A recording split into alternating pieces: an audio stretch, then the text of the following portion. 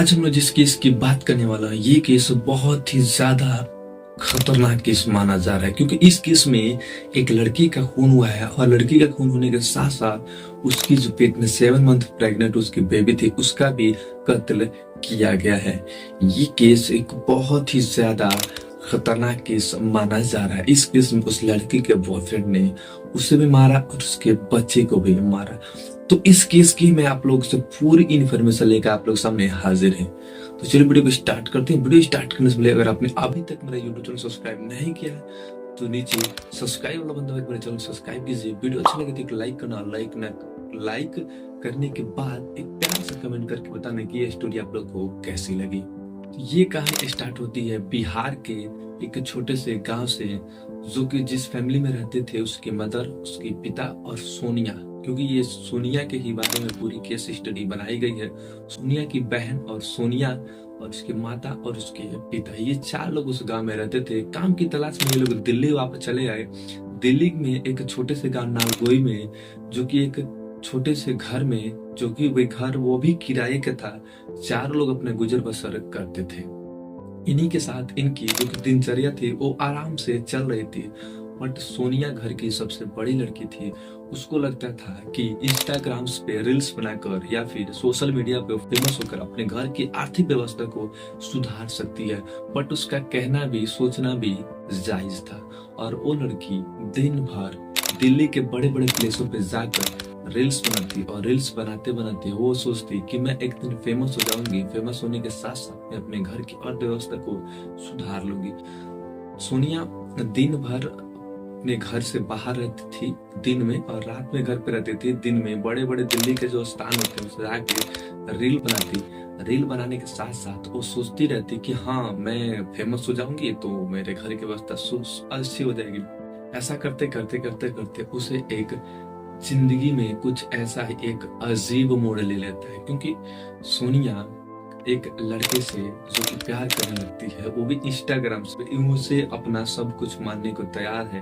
वो इंस्टाग्राम के रील्स पे या फिर इंस्टाग्राम के स्टोरी पे ही इज एवरीथिंग बहुत कुछ लिखती थी। और घर वालों जब जब इस बात को पूछते थे कि तुम कहाँ पे बात करते हो, दिन भर कॉल पे बात करती रहते थे, दिन भर कुछ न कुछ करती रहती थी मोबाइल पे। और मोबाइल को देखकर वो ज्यादा स्माइल करती थी। तो घर वालों ने पूछा कि तुम इतना खुश क्यों रहती हो, तुम्हें क्या कुछ प्रॉब्लम? वो लड़की बोलती थी नहीं कुछ नहीं, बस एक भूत है। उस लड़के का नाम था संजू। बट वो लड़की उसे प्यार से भूत बुलाती थी। ये कहानी अच्छे से चलता गया।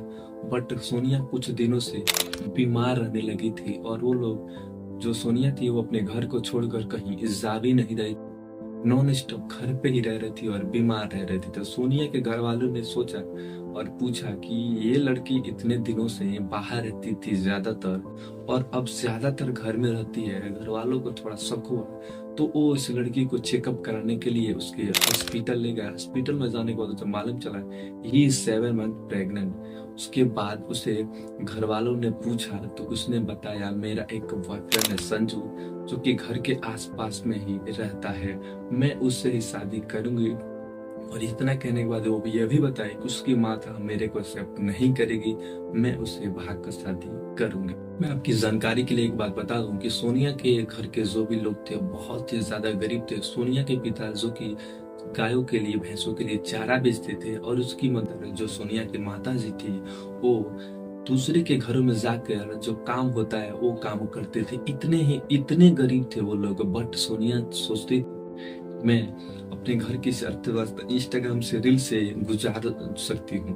बट उसे कुछ दिनों बाद ऐसा देखा गया कि घर की स्थिति सुधारने के बावजूद उसे अपने प्यार पे ज्यादा भरोसा हो गया था। वो उस लड़के से बहुत ही ज्यादा प्यार करने के साथ उसके दीवाने पागल भी हो गए थे। वो लड़की बहुत ही बार अपने जो भी रील्स पे स्टोरी होता है, जो इंस्टाग्राम पे स्टोरी लगाते हैं, उधर लिखती थी ही इज एवरीथिंग। बहुत ही ज्यादा मतलब कि वो स्टोरी लगाते थे, स्टोरी में उसे अपना सब कुछ मेंशन करती थी। और मैं दोस्तों आपको जानकारी के लिए बता दूं कि सोनिया और संजू की शादी भी नहीं हुई थी। बट इस साल जो कि 20 अक्टूबर 2024 को सोनिया संजू के लिए करवा चौथ का व्रत भी रखी थी। और उस शादी के ना होने में, मतलब उनकी शादी नहीं होती, फिर भी वो लड़की समझती थी कि हाँ मेरा कोई हस्बैंड है, मेरा कोई पति है। ऐसे बर्ताव करती थी जिससे घर वालों को देखकर बहुत ज्यादा अजीब लगता था। वो सोचती थी कि मेरा ये सब कुछ है। बहुत से डिस्कशन होने के बाद सोनिया के घर वालों ने ये रिश्ता एक्सेप्ट कर लिया। बट कहानी में ट्विस्ट तब आया जब उसके करवा चौथ के नेक्स्ट डे 21 अक्टूबर को सोनिया अपना पूरा सामान समेट कर घर से बाहर निकल गई, और निकलते निकलते अपनी बहन से बोल के गई कि संजू की माता मेरे को एक्सेप्ट नहीं करेगी, मैं संजू के साथ ही अपनी पूरी जिंदगी बिताने जा रही हूँ। ये सब बोल के वो सोनिया अपने घर से बाहर चली गई। और दोस्तों मैं आपको एक बात बता दूं कि सोनिया जिस दिन घर से गई थी, उस दिन वो जब गई थी वो टाइम हो रहा था सुबह के 4 बजे। बट जैसे ही सोनिया घर से बाहर निकली, उसके 1 घंटे बाद सोनिया की माता जी का जब नींद टूटा तो उसने सोनिया को बहुत सोनिया नहीं मिली। सोनिया को जब कॉल लगाया गया तो उसका मोबाइल पहले ऑफ आ रहा था। उसके बाद कुछ देर बाद जब कॉल लगा तो कॉल उठने के बाद सोनिया के जब कॉल उठा तो संजू उधर से एक लड़का बोला था कि आप उसे परेशान ना करो, वो आपके साथ रहना नहीं चाहती है, वो जहाँ भी है बहुत खुश है। पूरे दिन सोनिया के जो घर के लोग थे पूरे लोग बहुत ज्यादा परेशान थे। बार बार कॉल करने पे उधर से कोई बोलता कि सोनिया को परेशान मत करो, उसे आराम से रहने दो। ये सब बातें सोचकर सोनिया के माता का दिमाग खराब हो रहा था। उसी रात लगभग 11 बजे सोनिया का जो भाई मनीष था उसने फिर से संजू को कॉल लगाया सोनिया के मोबाइल पे। तो फिर संजू उठाता है और फिर वही बात बोलता है किसी बेटी कि सोनिया को परेशान ना करो, ऐसा वैसा कुछ बात करता है। बट इस बार कहानी में ट्विस्ट ये था कि इसे मनीष को बैकग्राउंड में कुछ अलग ही साउंड देखने को नजर आ रहा था, जैसे कि कोई बोल रहा था। तो मनीष समझा कि उसके जो संजू है वो अकेला नहीं है, उसके साथ कुछ और भी लोग शामिल हैं इस कांड में। तो उधर से जब वो मनीष को जब वो बोला संजू कि तुम उसे परेशान न करो, बैकग्राउंड में एक साउंड आता है कि गड्ढा और गहरा खोदो। ये बात सुनकर सोनिया का जो भाई मनीष था उसके होश उड़ जाते हैं। ये क्या वर्ड, उसको समझ में आ गया कि सोनिया सुरक्षित नहीं है, वो कहीं ना कहीं कुछ उसके साथ गलत हो रहा है। फिर घर वाले जो कि नालगोई के ही नजदीकी पुलिस स्टेशन पे गए और उन्होंने ये सारी बात पुलिस को बताई। बट पुलिस वालों ने ये जो कि केस है लेने से मना कर दिया, ये बोलकर लड़के और लड़की जो कि बालिग हैं वो अपने मन से गए हैं, जिसमें वो लोग कुछ नहीं कर सकते। और पुलिस वालों ने ये भी बताया कि आपकी जो लड़की है वो अपने मन से गई है, तो ये कंप्लेंट्स फाइल्स जो थी वो पुलिस ने एक्सेप्ट नहीं की। फिर घर वालों को कुछ अलग ही रास्ता देखना था। फिर वो लास्ट में ये बहुत सोच समझ कर अब वो घर वालों ने सोचा सोनिया के कि क्यों ना अब लड़के के घर जाया जाए। तो जब वो संजू के घर गई तो कहानी में ट्विस्ट तब आया जब ये मालूम चला कि संजू का रियल नाम संजू है ही नहीं, बल्कि वो एक सलीम है। जी हाँ दोस्तों, संजू का रियल नाम संजू नहीं बल्कि सलीम है। और पूछताछ पे जो कि सलीम के घर वालों ने ये भी बताया है कि हमने सलीम को अपने घर से बेदखल कर दिया है, उसका हमारे जो भी क्या बोलते प्रॉपर्टी है उसमें कोई हिस्सा नहीं है, हमने उसे अपने घर से बेघर कर दिया। ये सब बात बोलकर उन्होंने उस सोनिया के फैमिली को उधर से बताकर, तो सोनिया के फैमिली ये समझ गई कि इनका कोई लेन देन नहीं है इसमें, तो वो लोग वापस अपने घर चले आए। सारे रास्ते बंद हो जाने के बाद सोनिया के घर वाले बहुत ही ज्यादा टेंशन में थे, तो लोग अपने घर वापस आ गए। अगले दिन यानी कि 23 अक्टूबर को सोनिया के भाई मनीष के पास एक कॉल आता है थाना पश्चिम बिहार से, और उधर से एक पुलिस बोलता है और वो पुलिस अफसर बोलता है सोनिया के भाई मनीष से कि उन्होंने एक लड़के को बिना नंबर प्लेट के गाड़ी चलाते हुए पकड़ा है। और पुलिस वालों ने ये भी बताया कि उस लड़की के पास सोनिया के और सोनिया के जो कि फादर्स के आधार कार्ड पर कुछ डॉक्यूमेंट्स मिले हैं जो कि सोनिया अपने साथ घर से लेकर गई थी। उसके कुछ देर बाद थाना नालगोई के पुलिस वालों ने एक टीम बनाई, जिस टीम से पश्चिम बिहार पुलिस स्टेशन से उसे लेकर नालगोई थाना लेकर उस लड़के को आई। कहानी में ट्विस्ट तब आता है जब उस लड़की को पकड़ा गया तो वो कोई और लड़का नहीं बल्कि संजू उर्फ सलीम ही था।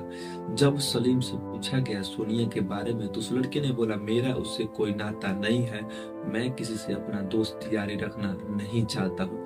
बट पुलिस वालों को ये बात मालूम थी कि इसने ही कुछ न कुछ काम किया है। फिर वो उसको थोड़ी अच्छे से खातिरदारी करने के बाद उसने सारी बयान कबूल कर ली।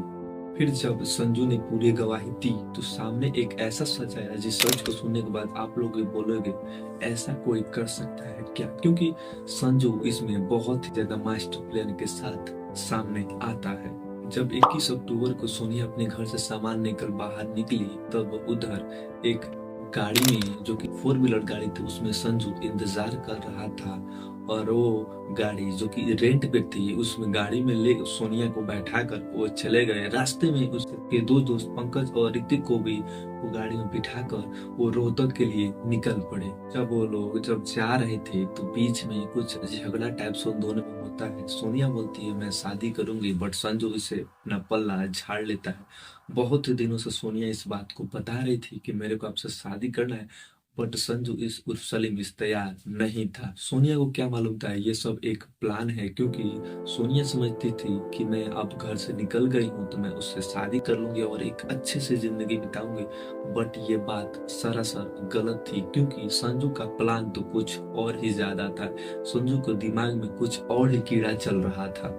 और उसी दिन जो कि जब संजू बोला उनसे कि ठीक है मैं तुमसे शादी करने को तैयार हूँ, बट इसी खुशी में वो लोग पार्टी करने के लिए रोहतक से में ही उतर कर पार्टी करने चले गए। रोहतक में वो लोग पार्टी करने चले गए और वो पार्टी करने के जब इरादे से जब गए तो सलीम उर्फ उसके दोनों दोस्त थे वो सभी ने अच्छे से ड्रिंक किया। ड्रिंक करने के बाद रोहतक के एक गांव मदीना में वो लोग जाकर पहुंच गए और वो जब उस मदीना गांव के जो सुनसान एरिया में गए तो तीनों ने मिलकर ना की उस लड़की सोनिया को पीटा, जो कि 7 मंथ लड़की को जो कि मोबाइल चार्ज का जो केबल होता है उसे पकड़कर गर्दन को रेत के उसका मर्डर वहीं पे कर दिया। और ये उसी वक्त की बात है जब सोनिया का भाई मनीष संजू के पास कॉल करता है और संजू के दोस्त बोलते हैं गड्ढा और गहरा खोदो।